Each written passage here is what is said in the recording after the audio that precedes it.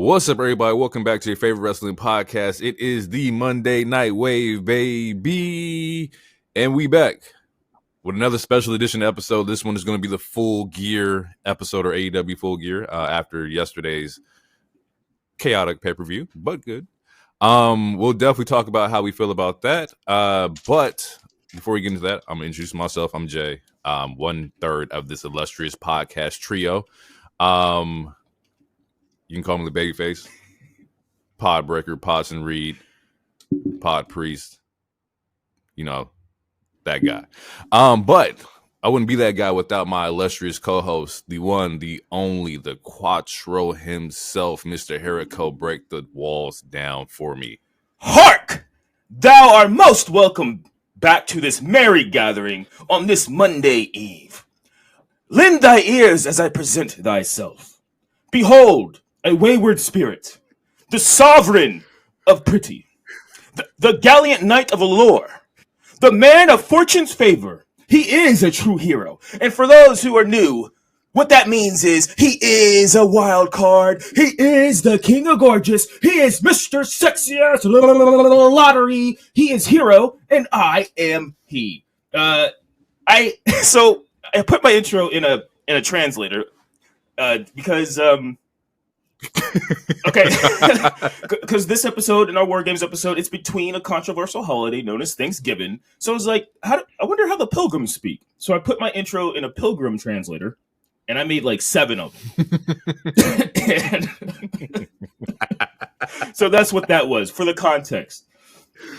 Oh, shit. Also, hashtag fuck the pilgrims and fuck Christopher Columbus. And if you don't like Thanksgiving, I support you. If you like Thanksgiving, I support you too.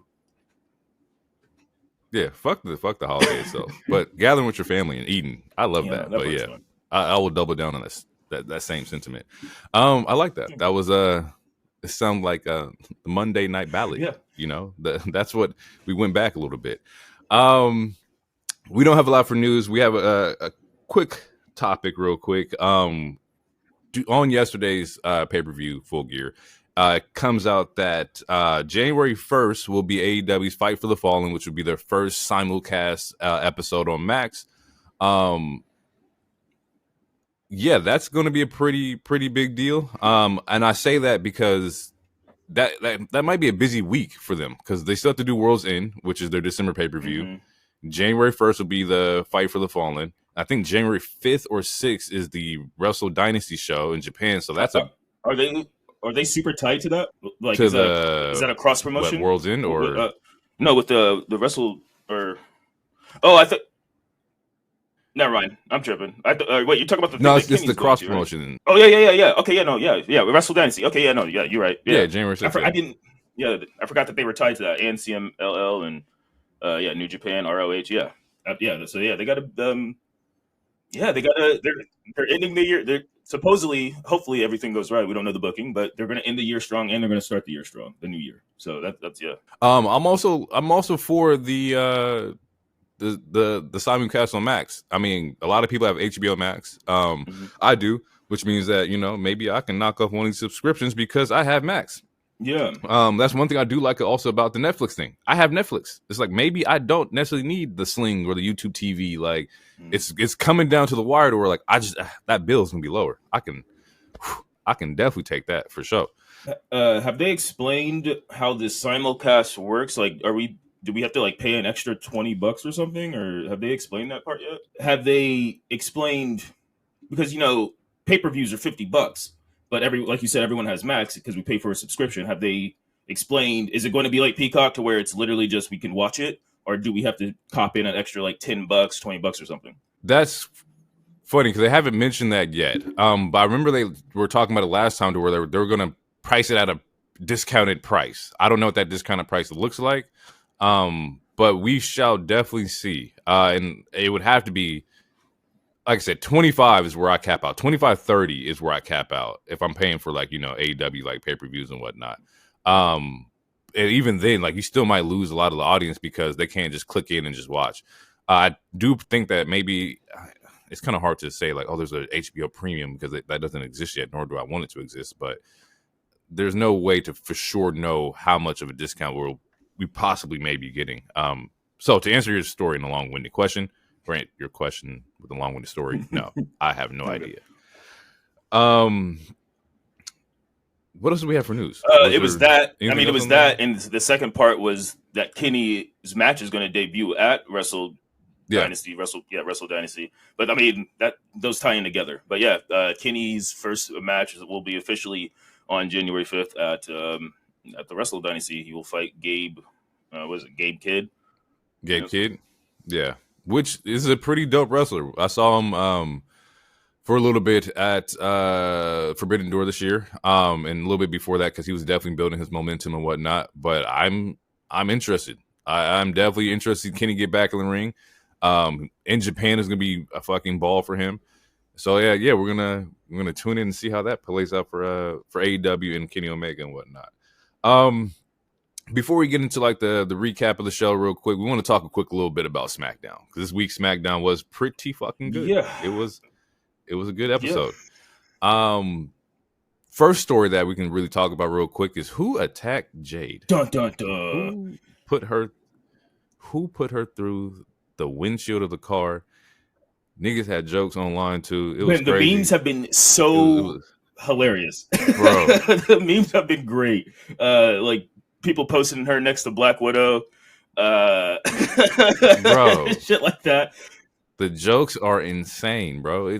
I saw somebody call her Jade Leno, and I was like, why would y'all do that? I saw that too. like, why would you do Speaking that, of, bro? I don't know if you guys saw him recently with this falling down the hill. Like, no, he's in debt. He owes somebody because you don't just fall down a hill like that, bro. What hill were you on, bro? What we talking about? Like, what the fuck, yo? But another favorite joke is because they were like, yeah, she made sure she showed those red bottoms though. Like you see how her shoes, it's like, yeah. Oh, for sure. Never go broke. Legs a little bent up, but you gonna see the shoes. You can never call me broke. You can call me dead, but you can't call me broke. Oh man. And it's funny because I think like I was like, damn, like this is a legit spot. And then like I think the following day, like WWE put out like the injuries that she like, obtained during that particular spot. They looked at WebMD and just threw a dart at a roulette, and it was like, "This is what she got. This is what she got. This is what she got." Everything. It was like, bro, everything. I'd never seen a list of injuries so severe. Spinal. She had like 8 things. She had like 8 conditions. Yeah, everything hurt. In that same segment, because Bianca was having her match, you see that she runs out to the ambulance and whatnot, and she's like, what happened to her? Who did this to her? And like, she's just like really like, emotional about it and whatnot. Acting her ass off. And then like Bailey's there. Yeah, acting her ass off. And Bailey's there like, it doesn't matter. Like, that's my partner. And she gets in the ambulance and like, drives away. And so I'm interested to see the story play out because I sent it to the group chat. I was like, man, it's kind of interesting that Bailey would not be a part of War Games, right? Like you're healthy, you're here. How do we not have Bailey on the show? But the big story of, just who did it?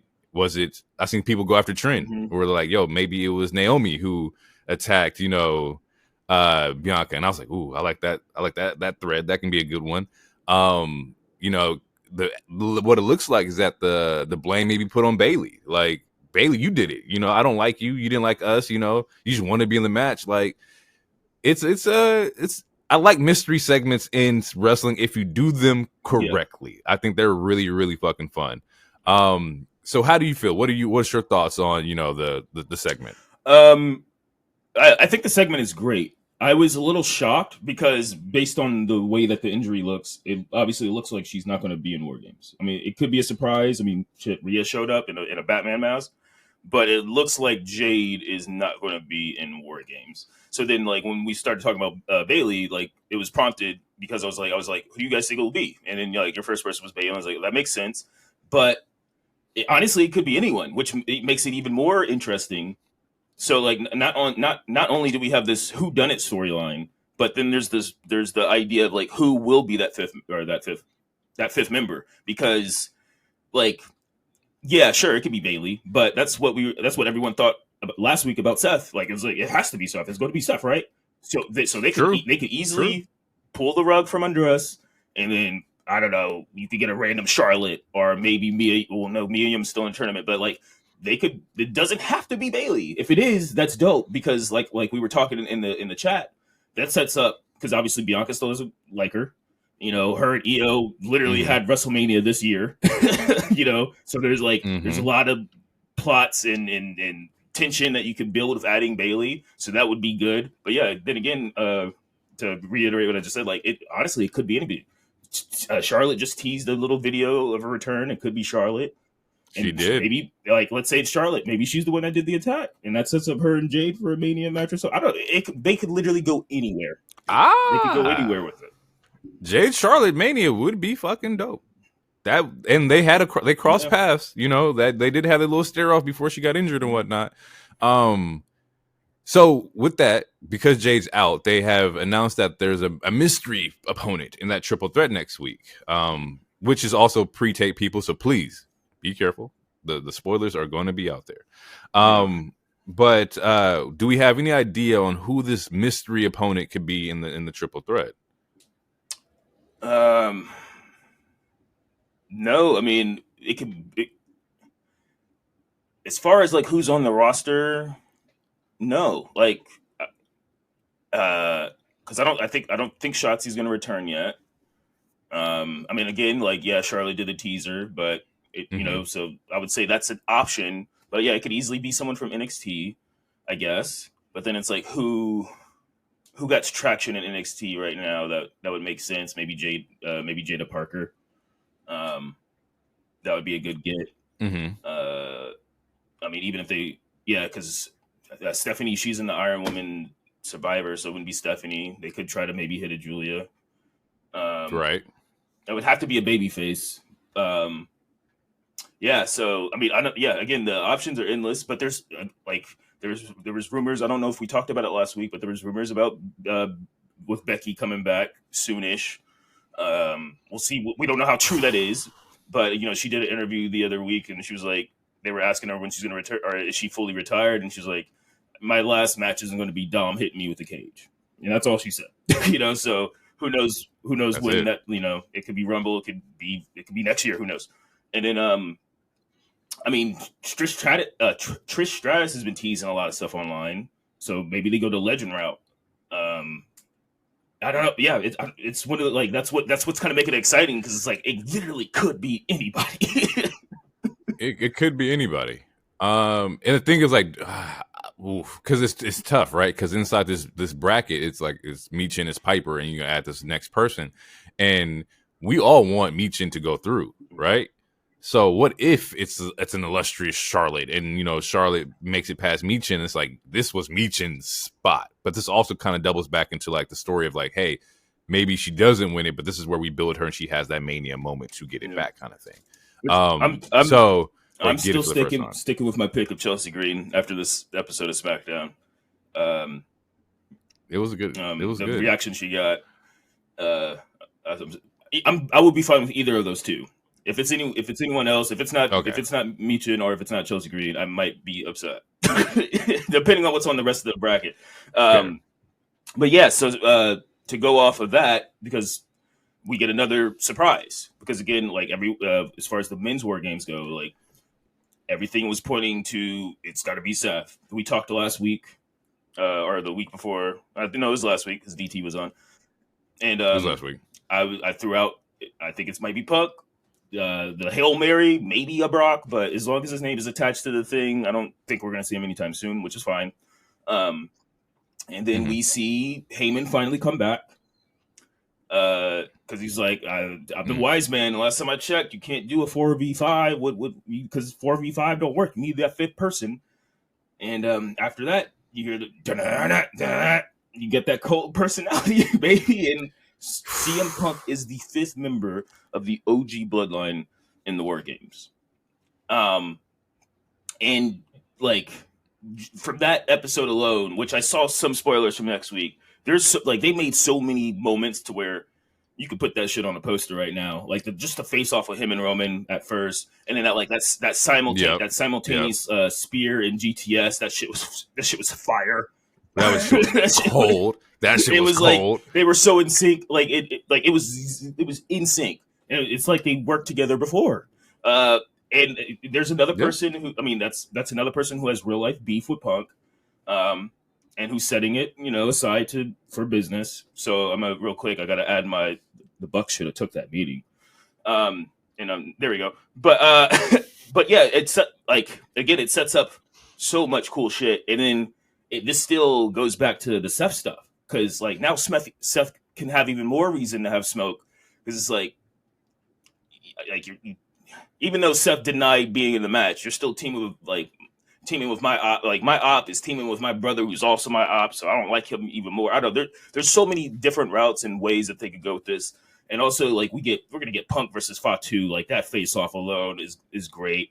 Man, I don't know. It's good shit. But yeah, everyone was a little shocked, and it was like again, it was a good. They played it like they played us, and I mean played us in a good way to where it's like it seemed like it was going to be Seth. Like there was people that were putting money on it, damn near. But boom, they hit us. For sure, because it made right, the most like, sense. But then they hit us with a curveball, and a great curveball. So yeah, it's I understand the sentiments of people like this doesn't make any sense, right? I understand that part because it's like what is Punk's skin in the game in this? What does he gain from this? And the common denominator is I'm only here for Heyman, which is what he said, right? Shout out to Paul, by the way. Paul looked like he was on a nice little vacation. He came out with a even tan. Like Paul was in Jamaica for like 4 months, and I'm like, I respect it.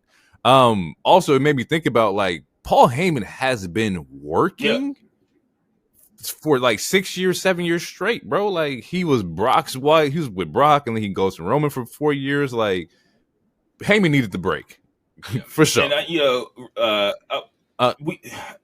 I hate to be this guy, but Heyman deserves it, Emmy. Like I get wrestling is still a niche thing. People still like to make fun of it and call it fake or whatever. But this bloodline shit, for it gets better and better. The writing is so good. Heyman deserves an Emmy. Let's make it happen. It's just good TV. Yeah, I want to know, like, because yeah, because all we see is like him coming out and doing his thing, but like I want to know like behind the scenes, like what parts of the bloodline did like Paul Heyman like intricately like produce? I want to know. To my knowledge, it's most of it. I mean, Roman is a huge part too, but to my knowledge, like most of the bloodline stuff is kind of Heyman's baby. I mean, I'm sure there's other people, of course, but yeah, I think he might be the principal of it. I don't know. Get him a minute. Yeah, I would love to sit down with somebody, like sit down with like a Jimmy or a Jay, like, yo, what did Paul do? Like we see him on TV, but that backstage work got to be insane. But anywho, going back to the point of Punk being inside the bloodline, it's money. It's going to do what it does. This will be a very interesting War Games. I do think Seth appears at War Games, and he's going to stomp out somebody. I hope so. He might stomp out two. Honestly, he should stomp Roman and stomp Punk.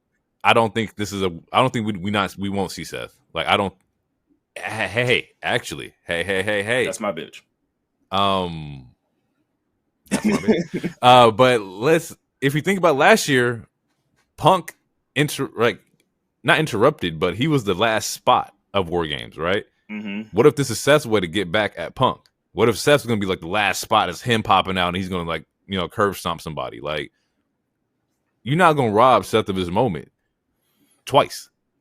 So I expect, Seth Rollins to definitely come out and steal the show or the momentum or something like that.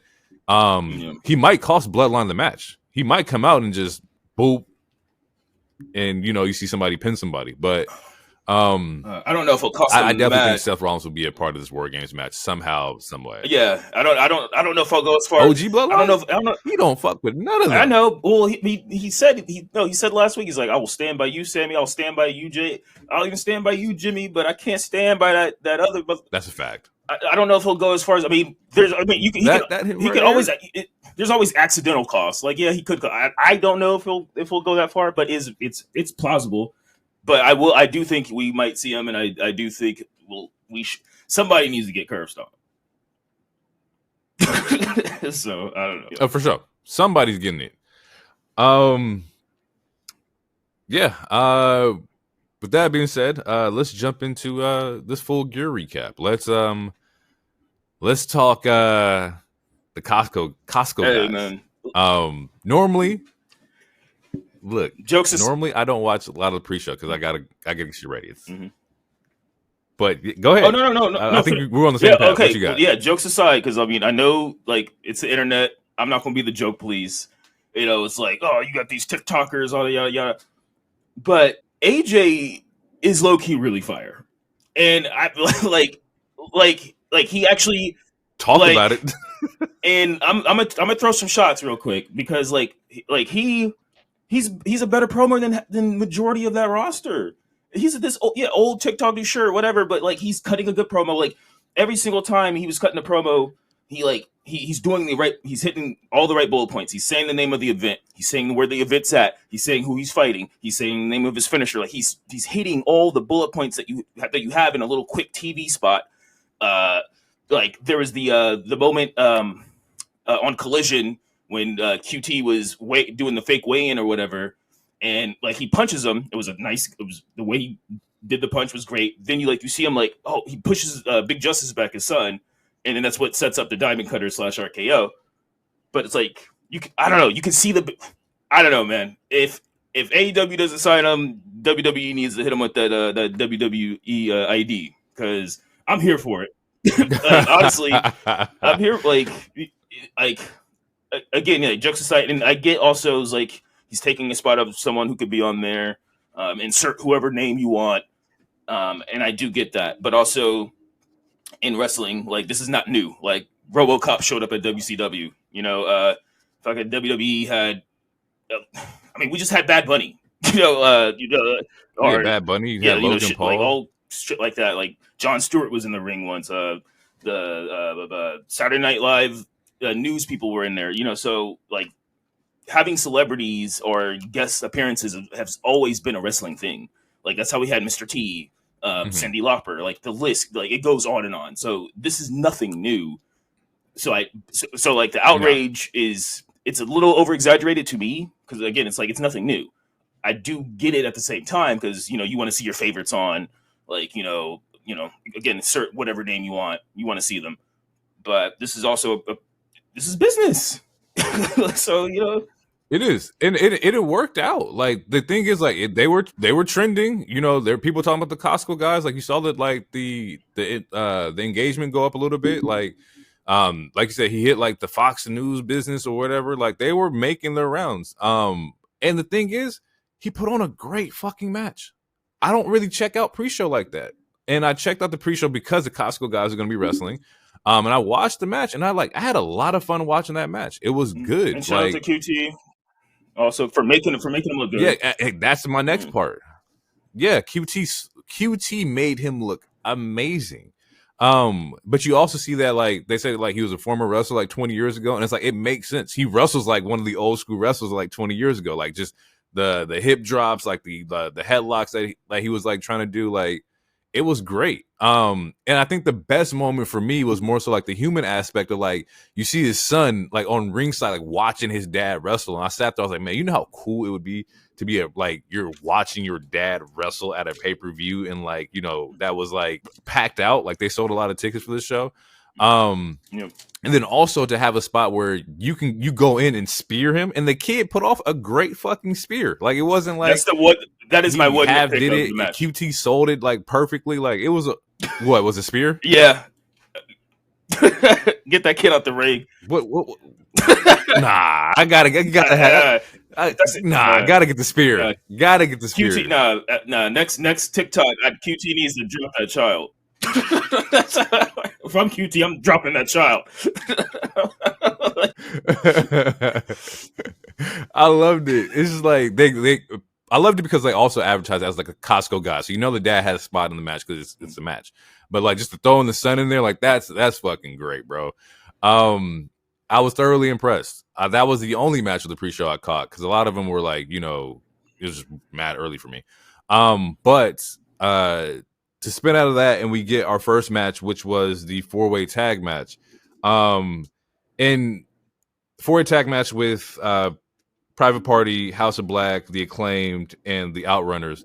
Wait, real quick. It's when What you it's got? Malachi and Brody, they're the kings of the Black Throne. When it's all three of them or four of them, then they're the House of Black. I don't make the rules. I just That is wanted, true. Yeah. I just wanted. That's true. I didn't want someone to well actually you on Twitter. Kings of the Black Throne, which is a dope name. Oh yeah, the fire. So there's a couple matches on the card that I believe should have been left off the card. Right. Mhm. This is one of them. And not anything negative to where like I don't want to see, Kings of the Black Throne. We know how I feel about Malachi Black. But it's just more so like this felt more like an Acclaimed breakup story than actual Private Party first title defense. It felt like a lot of the time, a lot of the focus was on what the hell's going on with the Acclaim. Even when the Acclaim came out and did their entrances, we see that Max Caster takes the mic and he tosses it away from Bowens, so Bowens can't get his shit off. So they're seemingly, hinting at the breakup, an inevitable breakup that's going to happen between them. I just wish that it wasn't done on the Private Party's first title defense. I feel like you could have chose the Outrunners and ran, Private Party versus Outrunners. And even then, you could have did that on like a Collision or a Dynamite. All in all, though, it was still a very enjoyable match. I just didn't like the idea of the breakup being the main focal point. With that being said, I think I already know the answer to this question I'm going to ask you. Are we ready for the breakup of the Acclaim? Yes. Yeah. Honestly, I am so sick of Matt Caster. I can't stand him. But yeah, man. I mean, if they're not going to, and I used to be a huge Acclaim fan. Again, I have a shirt, Scissor Me Daddy. But this, ever since their very first title win, they've kind of been trending downhill, and his raps are getting more cringy by the day. Yeah, and honestly, I think Bowens is the star of this. Really, like, as much as Max likes to call himself the best wrestler in the world, I think Bowens is way like he's a better. To me, he's a better wrestler. He has a better look. To me, he's more natural. He doesn't. Yeah. So, in my opinion, Max Caster is the Marty Jannetty. So honestly, I'm fine with the split. But what's probably going to happen is that Caster is going to probably go with Hurt Syndicate, so he's going to get more screen time anyway, and they're going to make. Please, please, I don't need that. Yeah. Him and Bobby Lashley are related, right? I think we talked about this before. No, we're not doing this again. Not happening. Oh, this is not even a bit. They're legit like stepbrothers. Nope. Let it. We're moving on, people. Yes. Moving on. So like with that being said, like it was a solid match. The Private Party gets their first title defense. I definitely want them to have a traditional tag team for the next match. I think the 4-way was great, but like I said, it was just packed out with just the Acclaims like breakup. Yeah. And honestly, if I'm Private Party, I'd be uptight. Also, why not just have LFI? Like, oh yeah, I don't get why, if you're going to do the breakup anyway, you could do the breakup like through just them on Dynamite and give LFI the moment to like, hey, we're going to put you on the show. No. Yeah, at least that's how I felt. Yeah, because Beast. Well, I don't know, because Beast Mortos was in that other 4-way, so maybe they didn't want to have LFI. He was. But yeah, no. To piggyback off of what you said earlier, if I'm Private Party, kayfabe wise, I'm gonna be tight. Because I'm like, my first defense is in a 4-way. Like, what the hell? It took us 5 years to get this, and now I gotta beat 6 other motherfuckers. I'd be hot. But I'm glad they retained. Yeah. I'm glad they retained. But yeah, no, I'd be tight. Like, what the hell is this? Also, can we do away with like the tag moment or element in like the 4-way tag matches? It should be Tornado. It should absolutely be just Tornado tag. Oh, like, it would make the match a little bit more fun. Yeah, I'm glad DT didn't see that. But MJF versus Roger Strong. This is also match 2 of what I think should not have been on the card, only because I think MJF should do his promos in person. I think you get a lot more emotion when he does them in person. And there wasn't really a backing for, Roderick to win this match. There was he wasn't. He was going to win the match regardless. Like, honestly, there's no reason, especially when he's been beefing with Cole. Well, I mean, well, honestly, you put it you put it best. The other a couple episodes, like, because I didn't understand it, but the way you explained it made sense. Like they chose Roderick so that, I mean, because we knew he was going to lose, and it's going to build more heat between Cole and MJF. Like it makes sense, but the way that they got there is what's frustrating. Because like, yeah, MJF wasn't here for like 2 months. Correct. We're getting all these video vignettes. I personally, I'm like, I don't like the edgelord MJF shit. Like him, like talking about his dude's mom and shooting his dad and like that. That doesn't resonate with me. Like, and I've been watching MJF for this whole show iteration, and I'm like, he can cut a spicy promo without the edgelord shit. Like, you don't need to talk about someone's crack baby mother or whatever like, you don't need to do all that. And I get it does get some reactions, but it's not all the time. I don't know. It's very, I don't know. It's very 14-year-old on Xbox Live to me. I don't like that shit. And then, yeah, especially because there was no my bad. Like, there's no backstory to it. If Roger would have came out and cut a promo and said, "Hey, I came in from upbringing. My mom actually shot my dad," right? And like, he's gaining like energy or emotion from the fans. Cool. It's cool to double back as MJF and be like, this is the guy that you guys want to beat me, the one that, his mom shot him or shot his dad. Like, she should have shot you instead. That would have made more sense. But the fact that I didn't even know that this was a thing for Roger. I didn't know that, like, he had that backstory. Yeah, I was like, where the he fuck is with the that? Pusher T. Like, oh, he's hiding a child. Like Nick, I need context. Like, what the fuck is going on? And also the way MJF came out, like, granted, his character is an asshole, but it was just like, I don't know, man. It looks like you're phoning it in. It was like doing the humping, flipping people. Like, bro, be the megastar that you're supposed to be. That like this whole bidding war is over you. Like, be that person for the love of God. Like, like what is going on? Like, I don't know. Yeah, like, we know you're the heel. It's giving Eric Cartman energy. And I'm like, I could watch South Park if I want to watch South Park. That's a great analogy.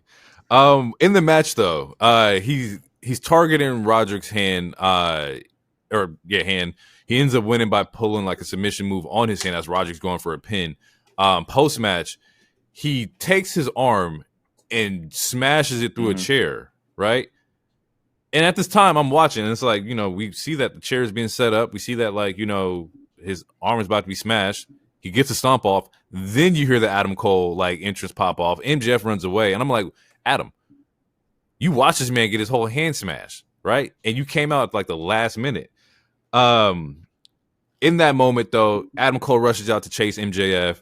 Kyle O'Reilly comes out, and he's pissed, right? Because his promo from Wednesday was like, why is Roderick even here? Why is he fighting this person? Like, why is he fighting your battles? Like, you should be the one that, that should be in there taking down MJF. Like, now my friend's hurt because he's always doing shit for you. Which sets up a nice little like heat angle between Adam Cole and Kyle O'Reilly. And I do like this little like threat that they're showing is that like, bro, like, get your shit together. Like, what the fuck are you doing? Well, to be a little fair to Cole,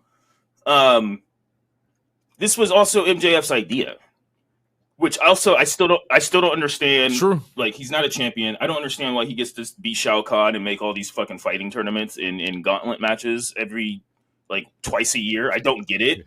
Like, especially if you don't have the belt, like, and I don't know. But like, yeah, but to be fair to Cole, like, that was MJF's idea, and Roger was like, I want to beat him up for you too, bro. Like it's like, I mean, you can't. You can only tell your bro no so many times until it's like, all right, go ahead, get it, whatever. I get like, but to Kyle's point also, like, yeah, like you should have put your foot down. Granted, you have a bad ankle, man. You should have put your foot down and said no, and like keep him out of it. Been there at ringside, maybe? So because you know who MJF is, and know he might do some shady shit. He'll pull out the ring or something like.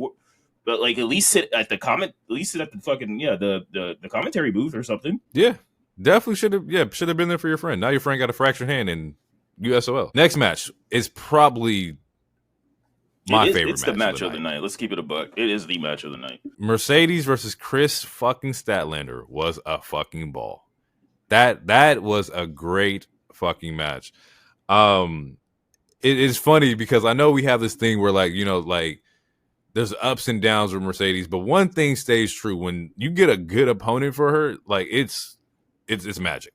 Like she has like some of the best matches when like you get a motivated like opponent. That's not a shot at anybody. I'll throw a shot. Either, No, it has to be a good opponent and it has to be a pay-per-view though, because if you like Mercedes TV, her TV matches, none of her TV matches hit the way that like her and Vakir in this match.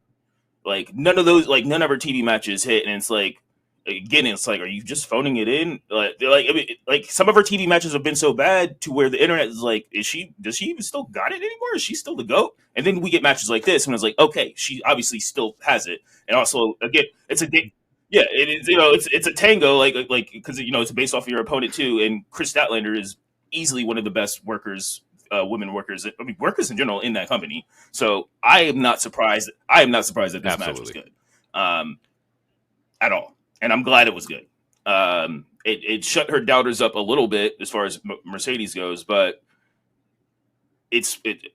I'm going to say this one point and we can get to the match. It's one of those things where it's like with AEW, like we know the pay-per-views are going to be fire. We know the matches are going to be fire. It's about the booking. The reason a lot of us aren't really effing with her character is because it's it's cringe. It's bad. It's just not good booking. But she's going to give us this kind of match, and that's fire. But what about everything else throughout the months or 2 months until the next pay-per-view? That's the problem with it. But again, let's talk about the match. The match itself was good. Let's break it down. Yeah, match was really fucking good. I think that they had a lot of like counter spots in here. I think the chemistry was really good considering I think this is their first time wrapping up. Like they had really good chemistry. Like it was very, very interesting. But yeah, the crowd was behind Kris. They wanted Kris to beat Mercedes. And it's very similar to the same energy that they had with Private Party first loss to the Young Bucks, to where the crowd wants this to be the next champion. And rightfully so, because Kris is fucking amazing, but they're definitely full-fledged behind Kris Statlander getting it. And even in this match, you saw there's moments where Mercedes was like, fuck, what else do I have to do to get her to go out? Like, I'm pulling out all the stops. I'm pulling my finisher off. I'm doing, the bank statement. I'm trying to get her to tap out. Like, there's nothing that I can do. She ends up targeting her her knee because Kris has previous knee injuries and whatnot, and so the focal point of her offense was her knees and whatnot. And as Kris is about to hit this finisher, you see that she starts biting her leg, biting her knee in true heel fashion, but also in true heel desperation. Like, when have we ever seen you bite somebody? Right? You the CEO. It's almost similar to like on Raw, we saw Gunther pick up that pipe. It's like you never needed to do this. Like who are you becoming? That is crazy. Pause. So it's it's dope to see the character kind of break down, because even before this, she told Camille that she needed to stand in the back and watch how a champion truly does and whatnot. And it was like, okay, I wasn't out there. You almost lost. Like, you barely made it out this time. And I think there's a story to be told there. I think they're definitely putting the express button, or pushing the express button on Camille. I think they kind of think that she might work better as a babyface than a heel. I mean, I'm gonna try to let it play out, but they've been making her look like a goddamn goof since she showed up. And it's a similar. I have a similar problem with Darby. I have a similar problem with Will. You're making a lot of these people either look stupid or they're losing too much. I want to tell you why, but I can't. I don't think I could say it publicly. All right, yeah. I don't want to get you canceled. But yeah, no, a good match. I'm gonna keep it a buck though. I think Statlander should have won. And the reason why I think Statlander should have won is only because, and it's going to be one of those moments we just have to wait and see. But I don't see the benefit of Mercedes having this undefeated streak. I don't see the benefit of it, as far as putting all the other talent over. She already fought Britt. We got that big match out the way. She just fought Statlander. We got that big match out the way. She already fought Shida 3 times. She's about to fight Shida again in Japan. So then, there's the only other person that she hasn't fought yet is Tony, which she's in limbo, and she technically could still beef with Mariah. And now Mariah and Mina are doing their thing, but it's like, are we going to save Mercedes and Tony all the way to Australia? Or are you going to run Tony and Mariah back in Australia? But yeah, I just don't see the benefit of her having this undefeated streak and carrying 2 titles, um, especially on a heel heavy show.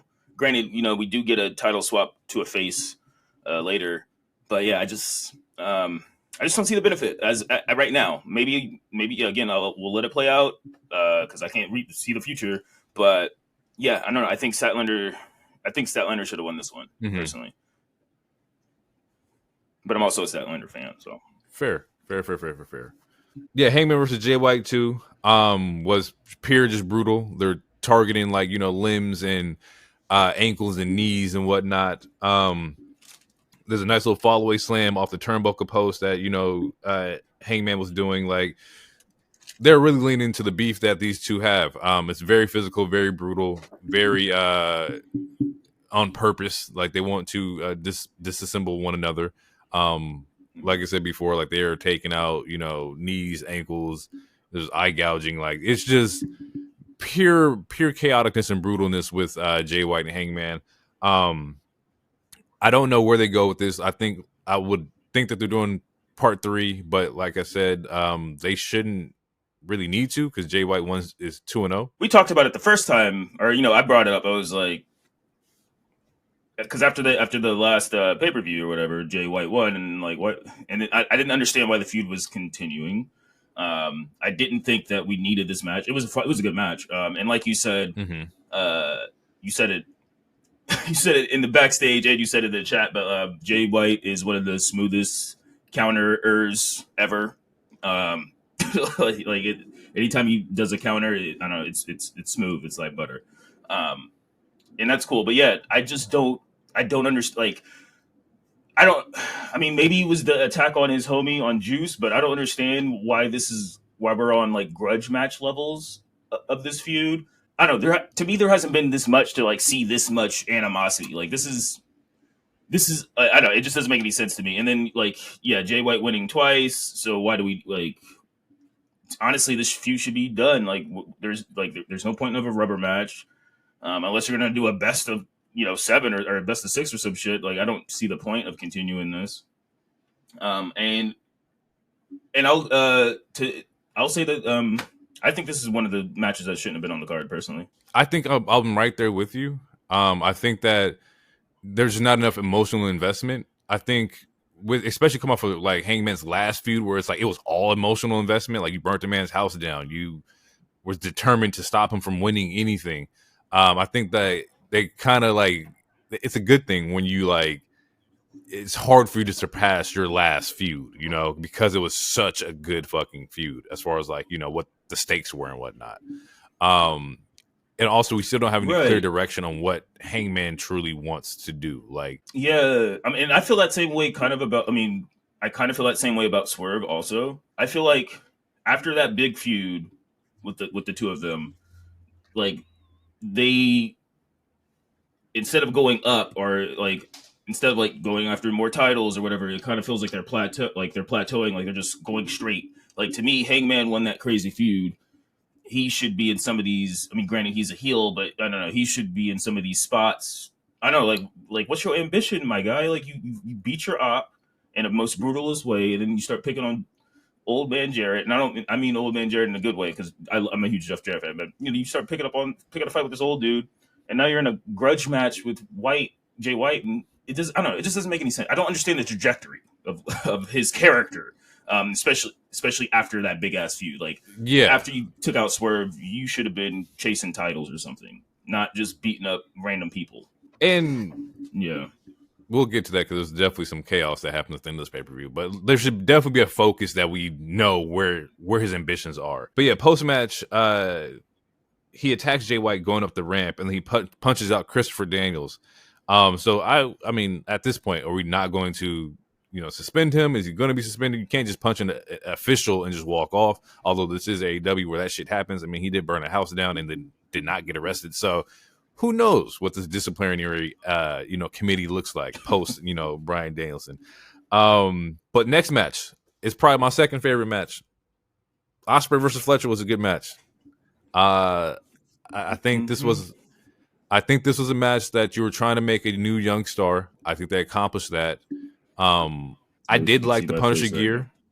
Nope. I like the Punisher gear. I like the Nope. gear. You didn't like the gear? Only white man I want to see wearing Punisher gear is the Punisher himself. Like, You know, the gear. No, that's a racial thing for me. But no, no, I know. the gear itself was fine. It wasn't like ugly or nothing. No, I I just know the implications. seeing people with Punisher symbols, as the kids say, it gives me the ick. All right, It is. I automatically assume you some Blue Lives Matter type shit. But side tangents. Like they don't even know what the Punisher's about. They just like the skull. Punisher would not fuck with you niggas, but that's just me personally. No, I mean it's in the comics. Like they actually had to write it in a comic like 4 or 5 years ago to emphasize that point. And that's why they changed his logo temporarily. They changed his logo temporarily like 2 years ago, just to either further emphasize, like, please stop using our shit. New interesting theme for Kyle Fletcher. He has a new video package, new music from what it sounds like. Just trying to differentiate himself from the Aussie Open version of like Kyle Fletcher. This was Spot Fest. This was counter after reversals, super kick, backflips, Spanish flies, everything you want out of an Ospreay match, you definitely got in this match. The thing that I like it, the reason why I like it is because Fletcher was able to keep up. And I kind of expected that because this is your former tag team partner, but like he was able to I know these moves because I've seen these moves before. And I think like that's the dope part about the in-ring storytelling aspect of it, to where like it's like, damn, why is Kyle Fletcher so like in tune with what Will's doing? Is because like he was there. Like even to the point to where like, towards the end of the match you see Ospreay just like sluggish and out of it, like because he figured you out. I think that's a really, really cool fucking like theme or fit or like part of the match if you're able to like pick that up. Overall, this is now Will's second big loss. First one was to Swerve. Actually third because he lost it to MJF. Yeah, this is like his fourth or fifth big loss in a row. I thought that's my problem. I mean, he beat it, yeah, but he still lost to MJF too. I mean, he won the feud. How about that? But he still lost. Again, in my opinion, he's lost too many times, and he should not have lost this match. I understand that you want to make Kyle this new cool heel, even in a company that's full of cool heels. I understand that part of the wrestling logic. I do. But the part I don't understand is Will losing. And again, it's one of those moments where you got to tell your wrestlers, no. Like Will is he's being stupid. I get you want to help your friends. You want to put your friends over. I get that. But you got to think about this also in the business aspect. And Will has lost too many matches already. He's lost more than Gunther has, and Gunther's been on his show for like 5 years.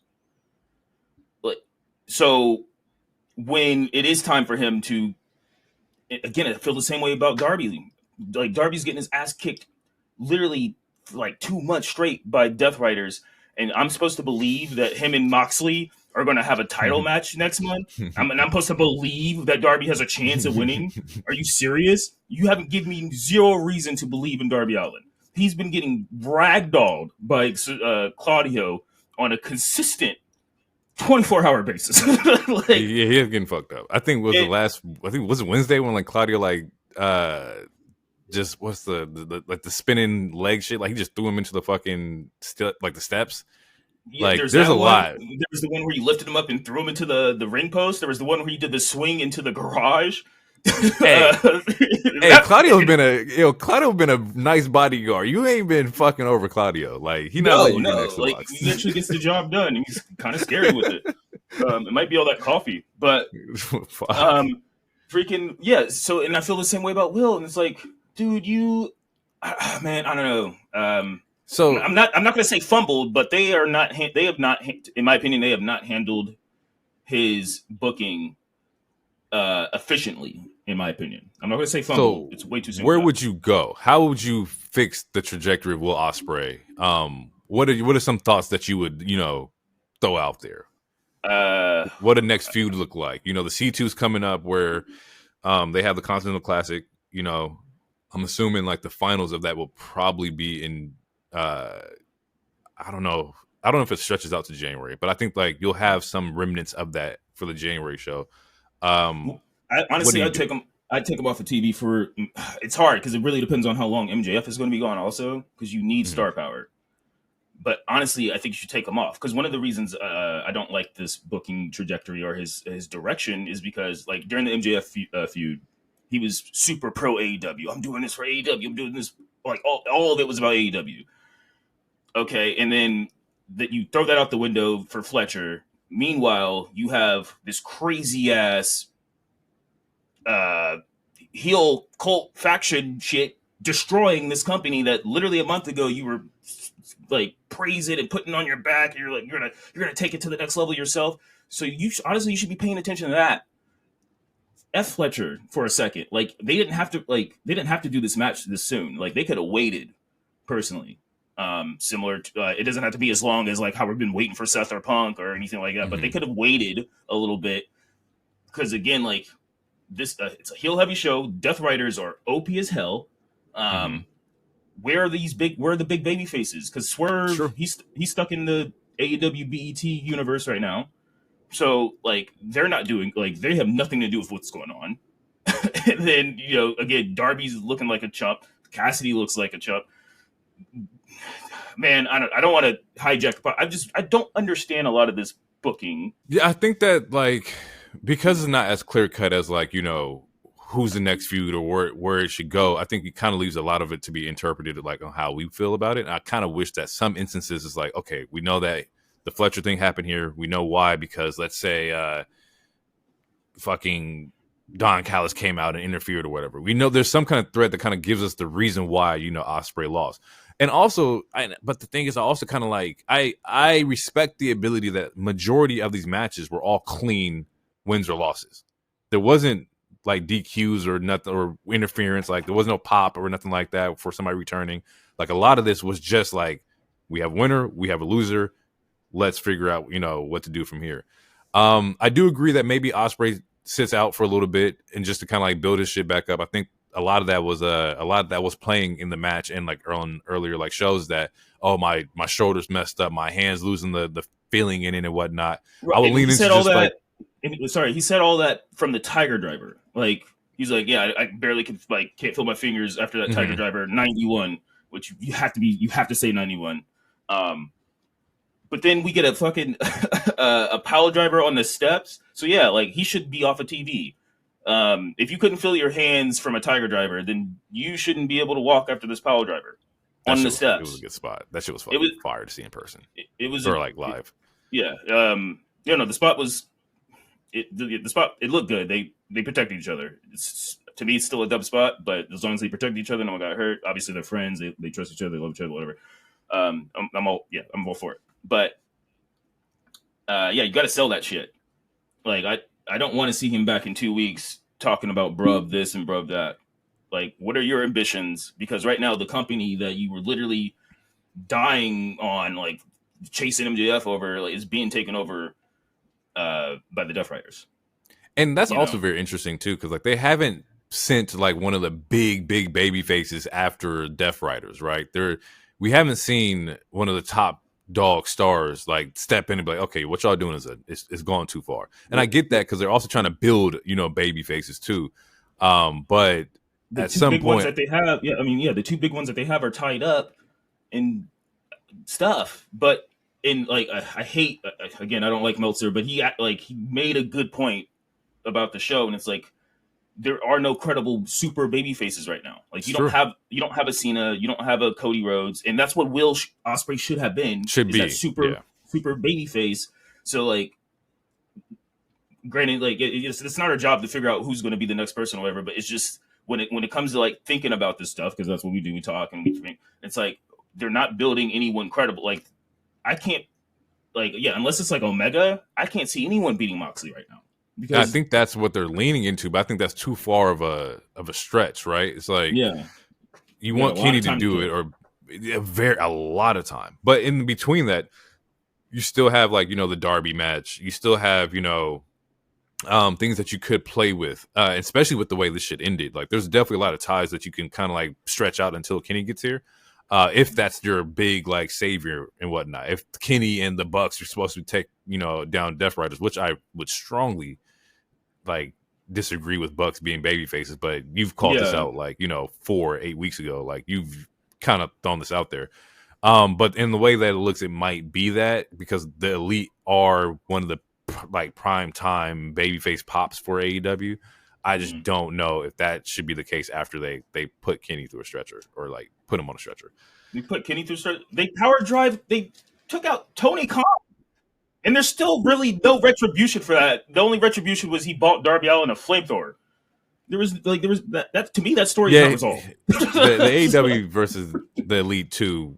That's what that the story should have been resolved then, but I don't know. Yeah, Um, yeah, overall, like I said, they accomplished the goal, which was to get Fletcher to look like a star. In doing so, we kind of derail Osprey. But the thing about Osprey is that he's so fucking good that it doesn't really hurt him. But we still want to see him have some kind of trajectory to the world title or whatever that may be. He should definitely be a right. world champion by next year. It's the This same time thing that next year, Osprey should have it. yeah, it's the same thing we were talking about with Mercedes, where it's like with Osprey, we know he's going to give us a good match. Like that's not like Absolutely, we don't have to think about it. It's everything else surrounding the good match is what the absolutely. problem is. Like Oh, and that's the thing is, imagine having like a great story. Imagine having a great AEW story tied to an Osprey match. Like the emotional investment from the story with the match element, you would be out of here. I don't think anybody could top that. But that's their weakness is trying to figure out like stories. And they have stories. I just think they need to be like, they're not a fleshed little, out and they're rushed yeah, just more fleshed out, not as rushed. because Kyle and Will could be the next HBK Triple H type feud, but you can't rush that. And then yeah, I don't know. Kyle shouldn't have won this match, but I understand why they did. Yeah, I But understand too. I just yeah. Honestly, they shouldn't have had the match. I feel like they should have waited because again, Will shouldn't have lost, but Kyle does need a big win. So I don't know. They could have beat up somebody else. And with this big win, the Don Callis family is heat with between Konosuke and fucking Fletcher now as like the two like hot guys on the team. Don Callis family should not be losing to like anybody. They should be going through. You just took out Osprey. Both of your members took out Osprey, which there's a threat there. Mhm. But they should definitely like be on a nice little tear between the two of like Konosuke and Fletcher. And if I do, I'm assuming he's going to go after the TNT. Um, hmm I mean, I don't know, but I'm assuming Callis wants all gold, and a babyface spoiler wins the TNT. I mean, I don't know. Yeah. Oh, We'll see. fuck. I didn't think about that. But that Danny versus Fletcher could do it. But you don't want Danny to be a transitional champion. But we'll see how they book that too. I definitely have questions with that when we get there too. Mariah May champagne celebration. After 4 or 5 months, she gets the championship champagne celebration. For her being the champion and whatnot. She actually comes out. She's rocking a black eye from the match she had with Anna Jay, which was a dope fucking match on Collision. That shit was fucking fire. But she has the black eye. She's celebrating with Mina and whatnot. They drink, they toast. They're supposed to be dancing on the way to the ring, and we see Mariah kind of like hesitate and grab this bottle, and looks like she's about to smash Mina across the head with it. But Mina turns around, sees what's happening. Nice fucking kick of the bottle out the hand. Very on point. And now we see a spear through the table and Mina with blood on her mouth screaming at Mariah. And so it looks like the next feud that we're going to see is Mina Shirakawa versus Mariah May. No Tony, which I was expecting Tony Storm to pop out, but maybe they're saving that for Brisbane. I know they go to Australia in February, so maybe there might be something there. Well, she's right But now. She's shoot retired at the technically, yeah, moment. she said she was losing until she retired. But we're gonna get Mina Shirakawa versus Mariah May. And by the looks of it, it's like you got to be careful because Mina looks like the stronger like competitor out of the two.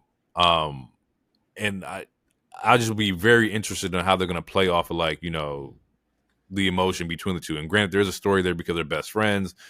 even more so, Mina was Mariah's friend before Tony and everything like that. So like, there's definitely, you know, emotion to be garnered here and invested in. It's just more so on how they're going to do it and whatnot.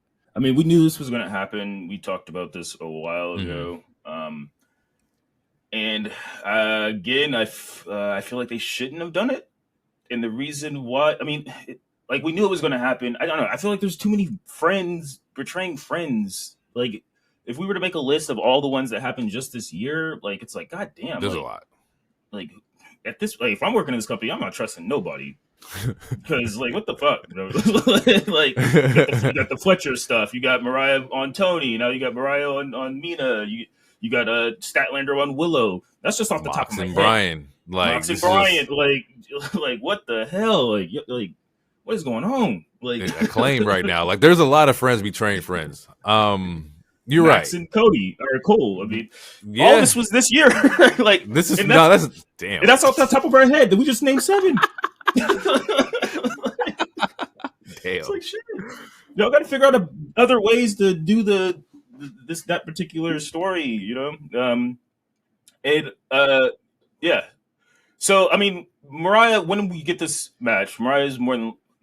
I mean, Tony really does like Mina. I mean, a lot of people like Mina.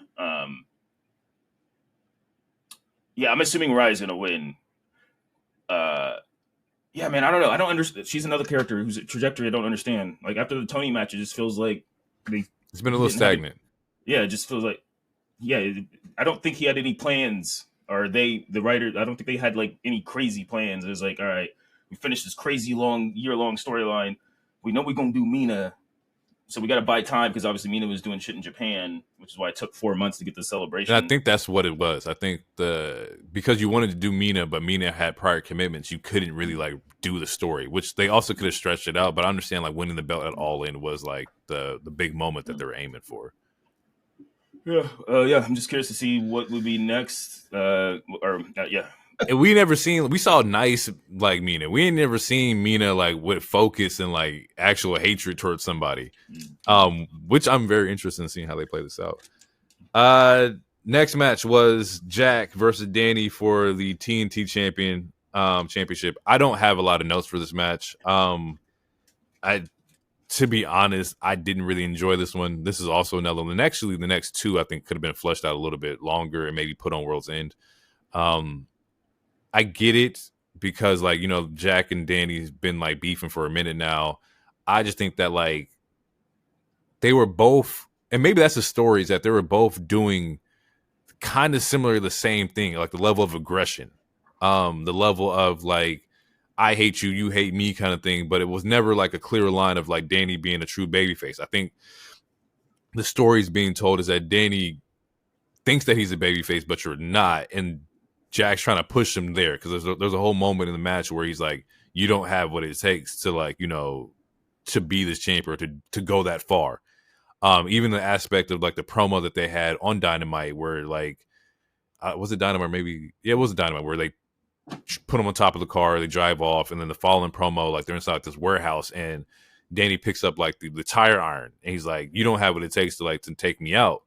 And maybe they're going to play on that. Maybe there's going to be a situation where Danny may end up losing it because he doesn't have the ability to, like, you know, go to the extremes to protect the, you know, the belt or protect, you know, or have what it takes to be a champion. Breaking news. Okay. Well, not breaking news. All right. But at 10.8 million views, the Costco guy's appearance this week on AEW Dynamite is now the 3rd most viewed clip on Twitter by a pro wrestling company in 2024. Number one is Joe Hendry in NXT. Number 2 is The Undertaker at WrestleMania helping Cody. And Costco guys are number 3. So, like, again, that's a win. There's a reason why they added them. It's business. Like, they got a bunch of views, you know. And that's on Twitter. We can take it how you will, but it's an accomplishment. So, yeah. No, for sure. That's definitely winning. And they had a great match. Like, it's fun. It was free. Like, the match that they had was free, so everybody's gonna be able to like watch that. They definitely got to resign or sign them. You can't let that like walk out the door. Go ahead, Tony. Go ahead and just sign them for a little something down the line. I don't know. But yeah, back to like Jack and Danny. Danny ends up becoming the new TNT champion. Jack does try to like sabotage him by using his belt to take him out. Just once again, just trying to make him be a dirty heel. Danny doesn't do it. And so we get a sharpshooter in the middle of the ring. Jack taps out. Danny G's new TNT champion. I want to know, where do you go with Jack? There's rumors that they're gonna try to turn him back babyface. Which that, I mean, yeah, there's, yeah. So the rumor that I'm seeing is that they're gonna try to get rid of the scapegoat gimmick, and then they're gonna try to transition. We'll see what happens with that. Which they should, because the whole gimmick is him getting beat up by a nigga who's not in the company anymore. But so yeah, that's what I'm seeing on the rumor mill. As far as how I feel, I have no idea. I honestly feel like babyface might be better, but then you gotta, as a babyface, you kind of gotta talk more. I mean, I don't know, because I'm not buying the tough guy shit. Like, you're 5'4". I'm not, like, you look like a barista. I'm not buying it. Fucking stupid. Fucking hell, bro. The whole tough guy, you can burn me, like, I don't know, bro. Like, burn me alive, kill me. Better make my latte extra foam, my nigga. Relax. I don't even like lattes. You're right. I should chill. But yeah. So yeah, I'm not. Okay, let's say they are doing this elite versus Deathriders down the pipe. If they don't change Hangman, which I don't think, it doesn't look like Hangman's changing based off the end of the show, at least changing anytime soon, then that means Perry would kind of have to be that person to change, and maybe even Okada. Yeah. So yeah, I'm assuming babyface run. I need them to touch on that too. Like, you know, the elite has left, but Okada and Jack were part of the same team, and there was no story that kind of like defined what the hell happened there. And maybe they'll touch on that like upcoming in the C2. Maybe Okada's like, "Hey, you're going to be there ringside." And Jack's like, "No, where the fuck were you at?" I don't know, but I had a baby, bitch. That's what he's going to say. This is awesome. That's literally what he's going to say. That would be funny. I do think that Jack might go on the babyface run. I do like the idea of like I don't want him to go back to Jungle Boy. I don't want that at all. I prefer the jeans, whatever kind of version of Jack. We could lose the scapegoat gimmick, but I still like the character that's being portrayed here.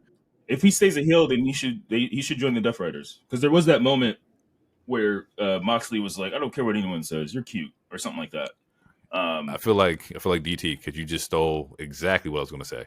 Oh, really? But yeah, I think that might be the better fit. I think maybe Jack may save Mox from losing it or whatever. Like, maybe Deathriders are banned from ringside and Jack shows up as the new member of Deathriders to kind of help Mox. Maybe he sabotages Darby.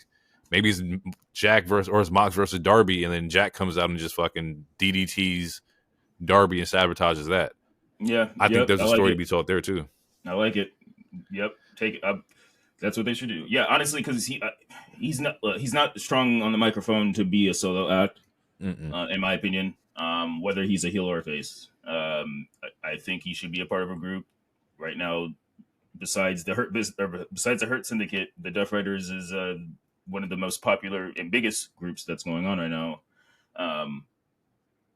Well, popular that's a tough word. But yeah, no, I think Deathriders. I think it should go to Deathriders. I agree with that. And the way that you just booked it, I'd do that. Yeah. Konosuke versus Ricochet. By this time, it was like, 8, 9 o'clock for me. So it was like 11:30 midnight over there. The crowd was out. The crowd had no energy, especially come off of like Jack and Danny. Like, there was nothing going on there. While Ricochet and Konosuke had a great match, there wasn't a lot of like fan, like, energy. And I kind of felt bad for them because they did throw on a good fucking match. To be not to be fair, but as far as crowd reactions, the biggest reactions throughout the whole night was the Costco guys and Will Ospreay's match. And that's not saying that people didn't react to other matches, but I'm saying as far as like bigger, like actual like crowd engagement, like the energy and crowd engagement, like those were the two most crowd engagement matches, which you can argue that's telling. or you can, I don't know, take it how you want, people. But I just wanted to throw that out there since you just brought that up. They had some great crowd and like investment in like the Swerve and Bobby match too. Like the crowd was definitely chanting like, well, yeah, Hurt Syndicate yeah, Hurt Syndicate is the most over thing in the company right now. Yeah. We'll get to that. But typical Konosuke, like just going out, going crazy. I think the trap that may be happening here, and I've been seeing like, people talk about it online that like maybe, and here I am, it's like, what if it was Ricochet? What if Rick is just doing the same shit that he was doing in the E over in AEW, right? We've even talked about this. What if like he's just not capable of going past that threshold? Now, I don't believe that, but I'm just asking, like, what do we do? Is he always going to be the mid-card guy forever? Like, he's very adamant. There's been 2 quotes recently. He's very adamant on proving that he can run a company, and he's going to try to get that AEW title at some point. But, I mean, I don't know, man. I don't see it. And I mean, I like Ricochet, but I do think there's nothing wrong with being a top mid-card act, I don't know. There's nothing wrong with it. It might be like not, and it's not to say he can't be a world champion. I'm sure he can be, but like him going on the mic against MJF, that's not going to do, like, he's going to get slaughtered. He'll get slaughtered with Moxley, and Moxley doesn't even make sense in his promos. Like, so who like, he's not going to talk. Like, I mean, again, like his talking isn't any better. Granted, it's not a promo heavy company. You right. you still got shooters on the mic. Like, so if you don't like, you got to be ready for that. Because again, who's like, the best mid card act right now in all of wrestling? Like, who's like that? Is it Sammy? Is Sammy like the tweener between mid and main event? Yeah, I would. He hasn't. I would. Okay. Sammy J, LA Knight. Yeah, ain't nothing wrong being in that field. Like, that's a dope 3 to be in that realm. Like, and 2 of them get like Roman type pops, Cody type. Like Jay is like, it's Jay Uso. Sam, like, yeah, okay. Sammy, like in LA Knight, like I would say those are probably the top mid card acts. Like, and they get Cody level pops. Like, yeah, so, I just didn't want mid card act to sound like it was something disrespectful. So I just wanted to break down who's like the biggest like. Yeah, for people who aren't familiar with the lingo, yeah, it's not disrespectful. I mean, it's like, yeah, I know it's not disrespectful. It's is it disrespectful to be the 6th man of the year? Like, no, it's like you the best 6th man. You know what I'm saying? Like it's, yeah, not saying it's the same level. That's just, I was trying to make a weak comparison, but it's not a disrespectful. No, it's not disrespectful. I just wanted to make sure that we got it out there that like, hey, like, Sammy is 1000% high mid card. LA Knight, Jay, like those are very, very like successful, mid card guys. And also merch sales, like they're successful. Yeah, Xbox. So for sure. And with Ricochet, like, I don't know. It's one of those things we gotta let play out. He's very adamant, saying he can do this stuff. And it's still early. He hasn't even been in the company for 6 months yet, right? Like, it's been since August. And I'm sure Tony will give him that opportunity. Yeah. Hopefully. He's in the C2. Oh, yeah, probably. Which, like, I think, like, they get a cup for that. Is that all they get? And I don't mean all, like, in a bad term, but I know, like, the winner gets a cup, but is that it? Or do they get, like, no, I thought C2 was Continental Classic. I thought it was, like, Okada has to defend his belt in his tournament. Oh, if he loses, he loses the belt. Yeah. Oh, I thought it was for a cup. I thought that's okay. No. Continental Classic is for that belt. Like, so this would be Okada's like fucking pay-per-view. Like, he has to like battle it out. And it's like there's no DQ. It's just straight grab. So everybody in this will have straight grab matches, no interference, no nothing. It's just you and your opponent, and let's get to it. Which is one of my favorite parts about the like Continental Classic is that there is no like, interference or nothing like that. So yeah, hopefully we see him in the C2. I think last night on like the pre-show or the post-show, Danny also said that he's going to be in the C2, and it's supposed to be dropping the announcement of all the people in it today. I think we should find out about it because it starts on Wednesday. So definitely looking forward to like who's the participants inside that. Next match was Bobby versus Swerve, and this match did everything I wanted to do. I wanted Bobby to come out looking dominant as fuck, and he did exactly that. I wanted Goldberg, Brock Lesnar at Mania. I wanted a squash. I wanted a 3-second match. I'm gonna keep it a buck. I'm upset it wasn't. But yeah, I mean, Bobby, look again. Hurt Syndicate, like they have this is a really good sighting for AEW because they actually they look like stars. They present themselves as stars. They're getting over with the crowd as well. And also their answers in the scrums are amazing as well. Well, Bobby's answer wasn't that great, but yeah, Hurt Syndicate is looking great. It's looking good. This is a good signing thus far. It is. I did like the Swerve stomp on the table, to the Spanish announce table outside. That was a fucking dope spot. The spear through the barricade, Bobby putting the Hurt Lock, and they said Hurt Lock on AEW TV, so that probably means it wasn't like trademarked. So they kept a lot of like their image. They kept a lot of like their branding, and it's definitely helping out, helping the transition out a lot more. Well, I mean, it's only, it's the NIS. It's easy to brand that. NIS. Niggas in suits. Really, bro. Oh my fucking God. Jesus fucking shit. Anywho, Swerve got fucked up in this match with the Hurt Lock. He doesn't tap, but he's like the pass out. They drop him just for good measure. Bobby puts the Hurt Lock on Nana too. Swerve ain't got no friends. He's outnumbered. Swerve needs to get friends. Where does Swerve get friends at? Who's going to help Swerve out against the Hurt Syndicate? Honestly, who would? That's exactly. That's the question. And also, okay, one, who would, and two, like, I don't even. Dog, nobody. I'm so, like, like, okay, and it's not like one used like early or late last year, you broke into a nigga's house and touched his baby, or picked him up. I shouldn't say touch, but like, so I wouldn't rock with you for that. But okay, like if we're basing this off of, because again, this feels like a separate universe. This is AEW Black, right? Mm-hmm. There's not that much. I mean, you got Leo Rush, and then you got like some of the, honestly, probably Private Party. He'll probably ask Private Party.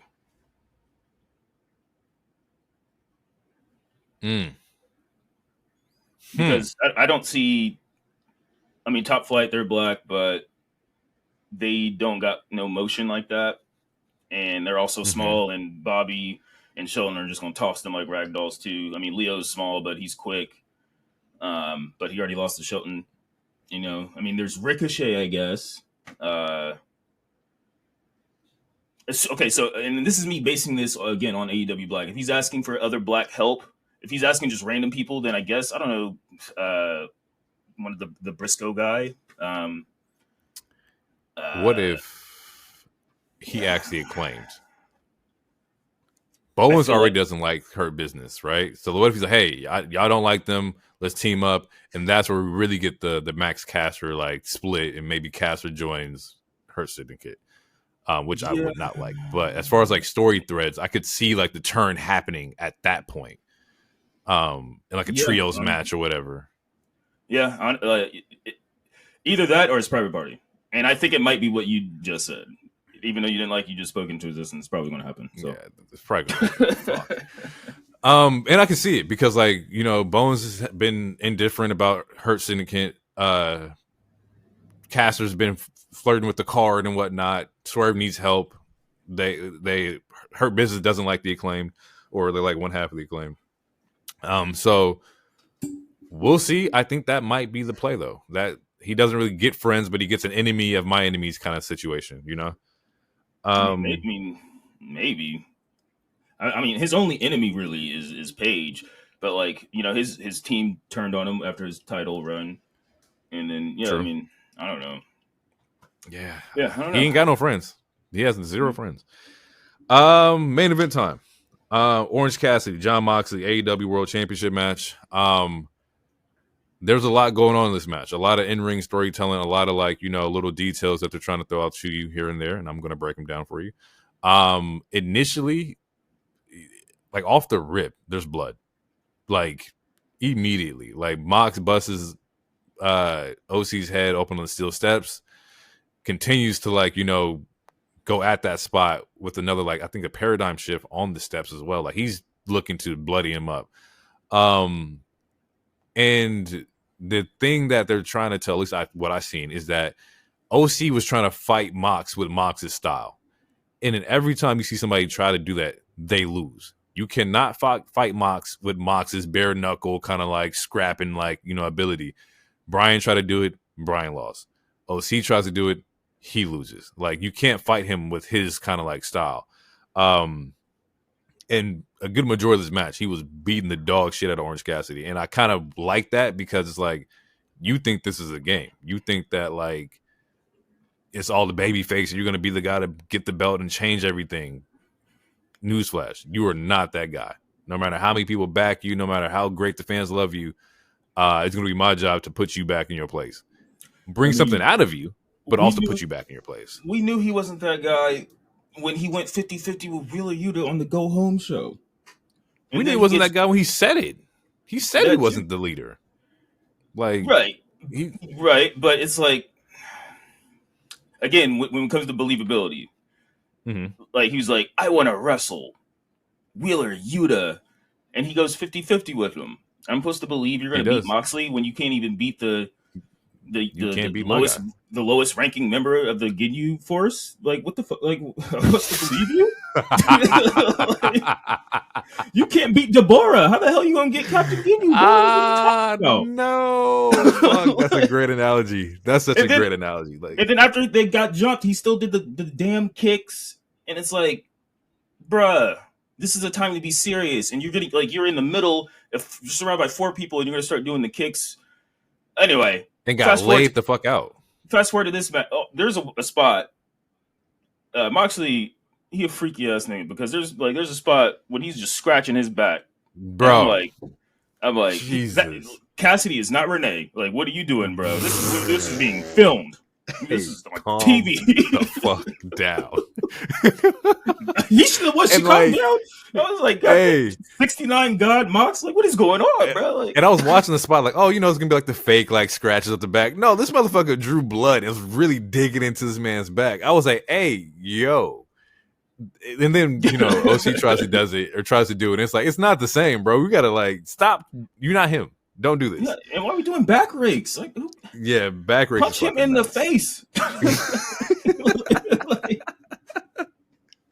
There was a moment in the match where Mox is stand up and Orange Cassidy just on the ground, just defeated. And I'm like, this reminds me of the old school 80s, 90s villain movies where you tried, but you couldn't step up. It was very Drago, Apollo Creed, where hey, I see you gave your best effort, but it was not enough. And the ring is all funny because Mox gets all his ideas for movies, so it's kind of funny that you say that. There's probably some connection somewhere. It just feels not like Demolition Man, but just that mid scene in the Marvel movie where you fight the villain the first time and get fucking waxed, and you got to go back and figure out how to beat them. It's very reminiscent of that. I think this segment in the Mox era or the Deathrider era is oh shit, we keep getting fucked up. We got to figure out what the fuck's gonna what are we gonna do to stop them. This can't be the normal hey, I'll be the guy to take you out. It has to be an everybody versus everybody kind of situation. And I think they're leaning with that based off of what happens at the end of this match. But yeah, this is definitely mid fight scene in the Marvel movie feeling for me. The Deathriders do appear in this match.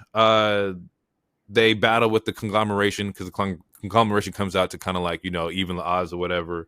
Marina ends up grabbing the briefcase. It looks like she's going to attack Orange Cassidy, hits him in the head with the briefcase. And surprise, surprise, big fucking Willow pop. Willow's back after being out for a little bit. I think the concussions. So it's really good to see Willow back out there. It seems like we may get a Marina Willow kind of like match, which I would want to happen because Marina needs to not needs to, but I want to see her in action. And also there's no better person to do it than like Willow. I'm very happy to see Willow back in the AEW picture right now. I mean, we need a Willow. Yeah. But and also we need more women's matches. Like I think a lot of the criticisms that's been happening recently has been like, hey, where's the women's story? Where's the women's moments at? I expect World's End to have 2 to 3 really solid women's matches between like the show and maybe one on the pre-show or whatever. But we definitely need to get the women back on the cards. Mm-hmm. Yes. At that same moment, though, Yuta comes out. Psycho needs OC to help Mox retain the World Championship. They end up at the end pouring ring disinfectant on this man's face. At least that's what the announcers had said. No. Yeah, why? Like what? Why? Like what about that was like? Yeah, let's just take this on this thing, like, bro, on somebody bloody with cuts. Like you are a monster, yo. Well, but to be honest, the funnier part would have been like they just took and started spraying at his face. Like we go to the barbershop and get the alcohol, or like he's a cat. Get off the counter, goddammit. But yeah, they pour the disinfectant out on his face. We then see Hangman appear, which is random because Hangman just had this match and has no ties with the Deathriders. None of this pops up, and he is going eye to eye with Mox. And at this moment, I'm like, okay, is Hangman about to join Deathriders, which would make this group severely OP? That doesn't happen. You can see they're having words, but nobody's flinching yet. This is also a moment where Mox looks kind of like afraid or just hesitant. Like normally they scrap on anybody, but he did not want to do that with Hangman. So it lets me know that Mox chooses his victims very carefully. He knows who to fight and who not to fight. But we got Hangman in there. No, fuck yeah. Like this crazy man who lost earlier just appeared while I'm whipping somebody. Like I'm gonna look at you like what you like? Is it like the way I was perceiving is like what you on, bro? Like what type of shit you on right now? Like what is this? Are you good? Are we on the same page? And they're having words. We don't know what's being said. But then we see Christian comes out and gives Mox an unprettier, which is like presumably looks like it's about to be a cash in for the contract of the AEW title like contract that they have. But we see that he goes to pick up the contract, but Hangman has it, and Hangman's holding it on. He's not getting rid of it. But you see Christian mouth the words, "I'll give you a shot," and Hangman lets go of the briefcase. Probably pulling or not pulling it, but playing at the idea that hey, you let me win here, you'll get the first title shot, kind of thing. Mm-hmm. That doesn't happen because we then see Jay White comes out and he stops fucking Christian from cashing in, and Jay White mouths, "I told you I'll be here. I'll stop you every chance I get," or something to that effect, where he's always going to be there and I will stop you. Which I don't understand. This is all very convoluted, and I get that they're trying to tie it in so that things make sense, but as of right now, it doesn't make any sense. No, because none of you guys had skin in the game. Yeah, like why is Jay White? Maybe I missed it, but why is Jay White CM punking? Why is he the CM Punk to Christian's Drew? Like, why you keep stopping him from getting like? I don't remember why. They need to rehash that. And yeah, like why is Paige out? Like you just lost twice, and now you want to like you should have went after the title after you beat Swerve. Like you just lost on this show, and you gonna step up to Mox, the dude who's been beating up people for 2 months. That's a fair analogy right there, because you should have. That was your moment. Yeah. So yeah, it's all and then it gets even crazier, and it's just like I don't know what's going on. Yeah, you would thought that that's where the pay-per-view ends. It does not end there. It does not end there. As they run away, they're getting out of there. Marina saves Mox and guides him out. We see the normal Death Riders truck out there, and boom, car crash. I thought the car was gonna blow up. I was like, man, some old school, WWE shit. They would have blew up the car, and that would have been great. But saving on the budget. Probably don't want to have a fire happening, in an arena. Darby Allin in a skull car crashes into the truck, pops out of the truck, bloodied up already, telling Mox, I'm right here. You want me, come get me. I'm ready to go right now. So Darby's definitely looking at Mox, trying to go after Mox. He can't beat Claudio. I don't. This is true. You can't get past my security. You can't get to me. Claudio's literally been beating him like a fucking child. Dog like, fucking walking him like it's like watching Broly fight Krillin, like, and it's been every week.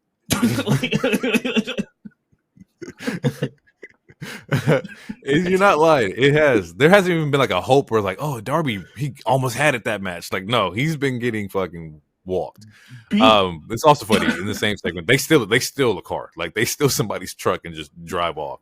But the show cuts off with Darby Allin on top of the Deathriders truck, bashing his skateboard into the windshield, and we leave it there. My breakdown of this is the next AEW champion is going to be out of those 5 dudes, right? It's between or 4 dudes. Darby, Jay White, Christian, or Hangman will be the next AEW champion. One of them will. I know for a fact they've been trying to find a way for Jay White to become AEW champion. A lot of people have been asking for that as well. So we're kind of seeing Jay White enter the main event picture. Christian has the contract. He's had it. Should have been an AEW champion because he's been carrying a lot of good fucking feuds. Hangman will probably be the one that takes it from Jay White if Jay White gets it. And then Darby is the guy who's supposed to beat Mox. So I'm pretty sure that's kind of how it's going to play out, is that you'll see Darby beat Mox, Christian beats Darby, Jay beats Christian, and then you'll run Jay White, Hangman for the AEW Championship at some point. That's kind of how I see it. And how we get there, that's very plausible. But the thing is, with that story, which again is very plausible, what the fuck is Ospreay and MJF going to be doing? Exactly. And Adam Cole. Honestly, speaking of Adam Cole and MJF, I wouldn't. That's another feud I wouldn't even have done. Adam Cole should be fighting Deathriders. You should be building. I don't know. There's so many baby faces that they should be actually facing, but they're facing all these other baby faces they're quote unquote trying to build up.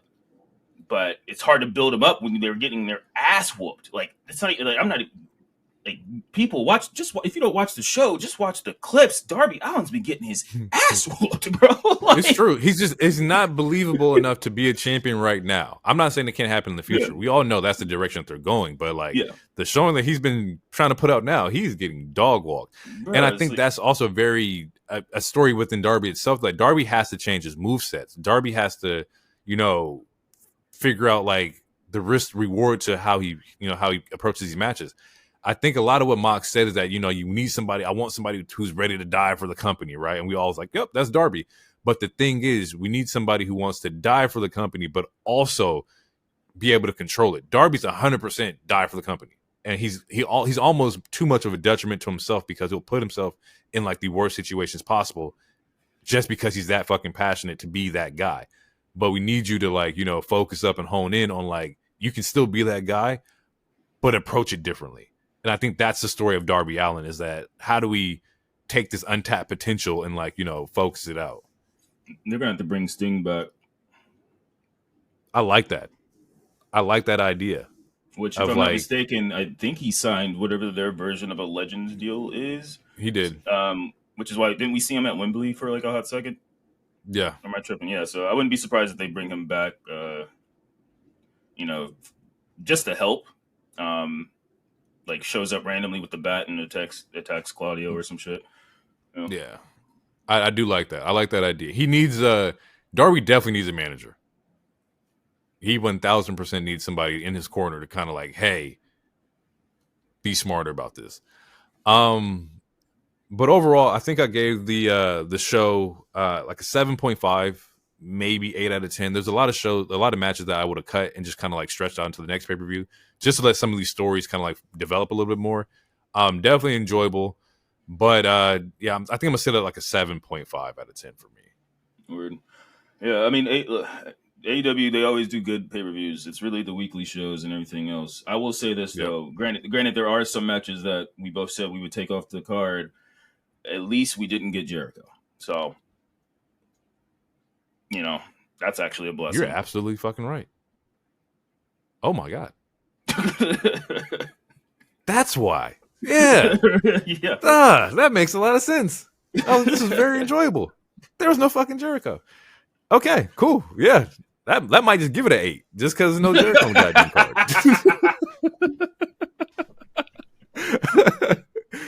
card. Yeah, we're gonna get out of here. For all the listeners, once again, thank you guys for checking us out. We appreciate it. We appreciate all the new listeners, the new followers.